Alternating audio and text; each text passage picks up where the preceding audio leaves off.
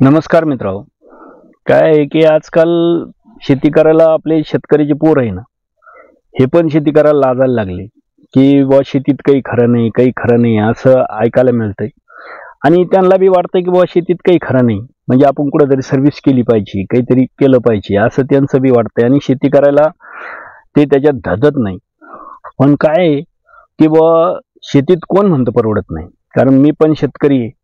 जर आपण चांगल्या पद्धतीनं चिगटीनं जर आपली शेती केली तर शेतीत परवडतं. कारण आमच्याकडे काही काही अशी उदाहरणं आहे की ज्यांनी अर्धा एकराची एक एकराच्या 20-20 22-22 एकर जमिनी शेतीवर केल्या.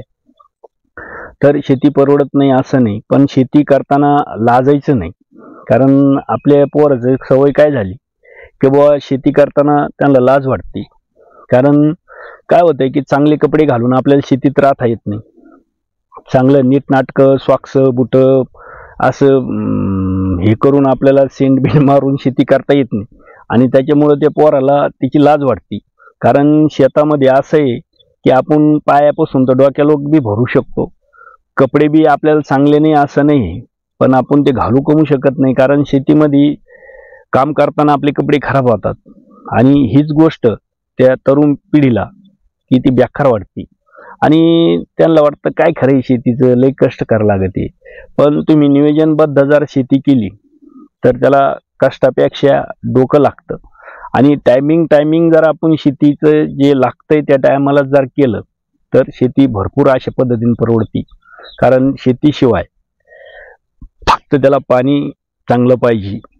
आणि शेतीला पण आपला बिझनेस, आता लोक सांगतात बा बिझनेस केला पाहिजे, ठीक आहे, शेतीला जोडधंदे आपण केलेच पाहिजे कारण ती काळाची गरज आहे. पण लगेच शेती विकून तुम्ही बिझनेस करायचा म्हणजे ही गोष्ट नसली पाहिजे.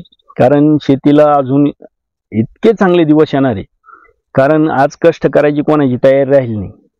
म्हणजे तुम्हाला सांगतो, ही छोटी छोटी जी उत्पन्न घ्यायची नाही, असे ज्याला कष्ट लागतात ते उद्या कष्ट करायची तयारी कोणामध्ये आता क्षमता संपत चालल्या. त्याच्यामुळं शेतीला असे दिवस येणार आहे का फक्त आपण शेती करीत राहिलं पाहिजे. आणि शेती चांगल्या पद्धतीने करायला फक्त शेतीचं नियोजन करून करायची असती. नियोजन केल्याशिवाय शेती होत नाही. कारण आपल्याला उत्पन्न घेताना कोणती गोष्ट काय करायची, कोणत्या महिन्यामध्ये काय करायचं, ह्या सगळ्या गोष्टीचं नियोजन आपल्याकडे पाहिजे. आणि म्हणून तरुण पोरांना बी शेतीत उतरून ती शेती केली पाहिजे. त्याला लाज धरून चालायचं नाही. कारण आजकाल असं झालं की आपण स्वतः जर शेती केली तरच शेती परवडते. नाही तर तुम्ही मोल आणि मंजुराच्या भरोश्यावर जर बसले आणि गडी शेतात तुम्ही शहराला किंवा तालुक्याला, मग तुम्हाला दरवर्षी शेती 10-10 गुंठे अर्धा एकर विकल्याशिवाय पर्याय नाही. म्हणून शेतीत तरुणांनी उतरलं पाहिजे. आणि नवीन नवीन प्रयोग आहे, फळबाग आहे, अनेक गोष्टी आहे, शेतीला जोडधंदे हे आपण केले पाहिजे. कारण शेतीशिवाय पर्याय नाही. आणि येणाऱ्या काही वर्षामध्ये की शेतीशिवाय पर्याय राहणार नाही. मी जसं सांगितलं ना की आज सगळ्याला वाटतंय की एवढा मला भरमसाठ पैसा मिळाला पाहिजे, पण ते मिळण्यासाठी आज कोणाची झोकून द्यायची तयारी नाही, कष्ट करायची तयारी नाही. म्हणून शेतीचा एक ना एक दिवस असा येईल मित्रांनो का फक्त शेतकरीच, म्हणजे शेतकऱ्याचा कोणी नाद करायचा नाही अशा पद्धतीचा दिवस राहील. म्हणून शेती करताना लाजू नका. शेती ही आपली धरती माता आहे. आणि शेती करताना नियोजनबद्ध शेती करावा हीच माझी तरुणाकडून इच्छा आहे.